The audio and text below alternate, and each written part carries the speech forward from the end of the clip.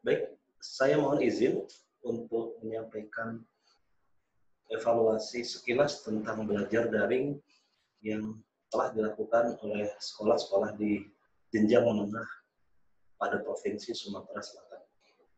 Hmm, Berdasarkan beberapa hasil kuesioner online yang kami sampaikan, memang sebagian besar sudah melakukan pembelajaran secara daring. Sekitar 70-80% sudah melakukan pembelajaran secara daring. Sisanya yaitu melalui penugasan, portofolio maupun secara luring dengan modul atau buku paket yang ditulis, atau ada juga siswa yang datang ke sekolah untuk mengambil dan menyetor tugas secara bergantian 1 minggu sekali. Saya akan fokus sedikit pada belajar daring. Anggapan-anggapan di sekolah masih ada yang belum optimis bahwa pembelajaran daring ini dapat dilakukan. Memang belajar daring tidak akan semaksimal tatap muka secara langsung. Bapak Kepala Dinas sering menyampaikan bahwa peran guru tidak akan tergantikan oleh IT atau oleh teknologi secanggih apapun. Jadi, tatap muka itulah solusi terbaik pembelajaran. Namun Pak Menteri juga menyampaikan bahwa dengan kondisi yang ada saat ini, kita harus accepted, menerima dan berusaha memilih di antara yang ada. Dan pilihannya adalah belajar daring atau belajar luring. Dan untuk daerah-daerah yang memiliki sinyal yang cukup dan kesiapan peserta didik, misalnya di rumah ada WiFi, tentu belajar daring tidak terkendala.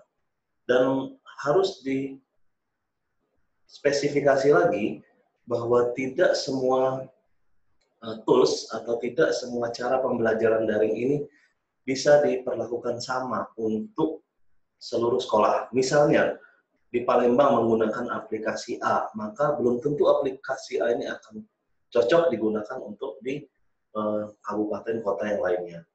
Begitu pula mekanisme-mekanisme yang ada di satu sekolah tidak serta-merta harus copy paste atau direplikasi secara utuh kepada sekolah-sekolah lainnya. Tentunya ada yang namanya ATM, amati, tiru, dan modifikasi. Kita menyesuaikan dengan kondisi di wilayah kita atau di lingkungan kita masing-masing.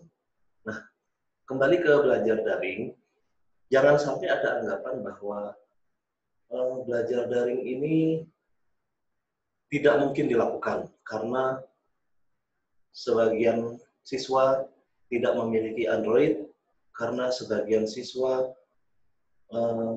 tidak punya kuota, tidak punya WiFi di rumah, dan lain sebagainya. Oke, kita bisa memilah berapa persen siswa yang tidak memiliki HP, berapa persen siswa yang tidak memiliki kuota atau tidak memiliki WiFi di rumah.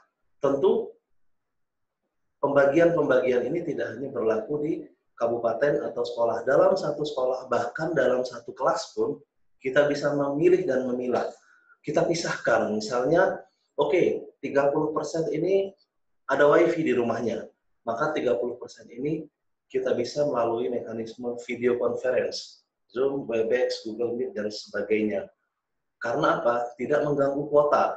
Guru bisa VCon atau video conference di sekolah, siswa bisa video conference di rumah menggunakan WiFi yang ada di rumah. Nah, kita pilih lagi. Oke, 30% tadi kita sudah selesai dengan video conference. Bisa saling tegur sapa, bisa saling menanyakan tugas, bahkan penyampaian materi, dan ujian lisan bisa dilakukan pada saat video conference. Yang kedua, ketika kuota anak terbatas, tapi dia punya HP, kita pilih lagi.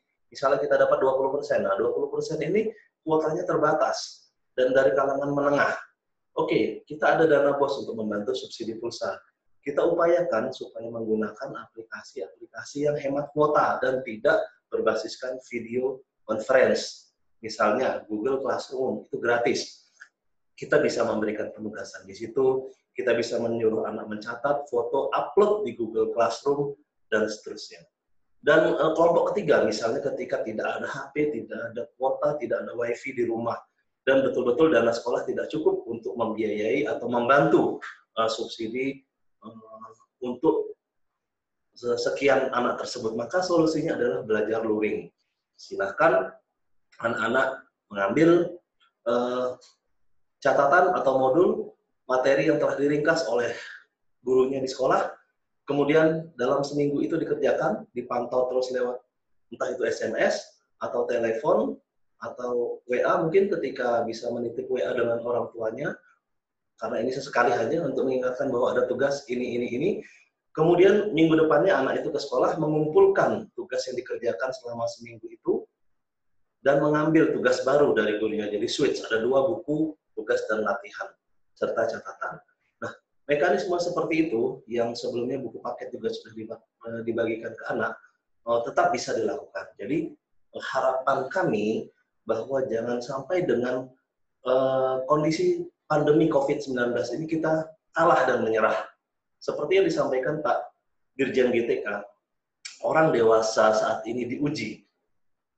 Anak-anak akan melihat secara histori, mereka akan belajar dari sejarah kita sebagai orang dewasa, bagaimana cara menghadapi kesulitan-kesulitan pembelajaran selama masa pandemi COVID-19.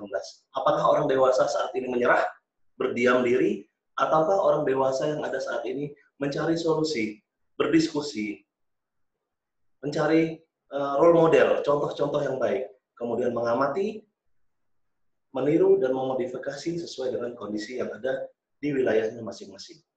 Mungkin itu yang bisa saya sampaikan terkait evaluasi pembelajaran secara daring, karena kebetulan saya diminta oleh Kepala Dinas Pendidikan Provinsi Sumatera Selatan untuk terus mengevaluasi pelaksanaan pembelajaran secara daring ini.